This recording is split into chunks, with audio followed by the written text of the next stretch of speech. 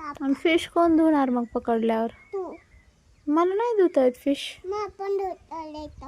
येतं का नाही येत? तुला फिश धुता येतो का? आणि त्याला कापणार कोण फिशला? कसं कापशील? कशाने? चाकूने. आणि मग ती चावला तर फिश तुला कापताना?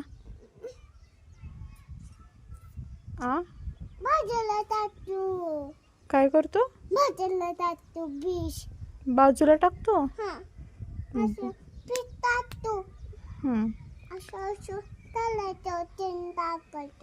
तेल टाकायचं का? हा, अजून काय टाकायचं? काय? कोथिंबर. कोथिंब. बर, अजून काय टाकायचं? कढीपत्ता. बर. हा, बर, तू टाक.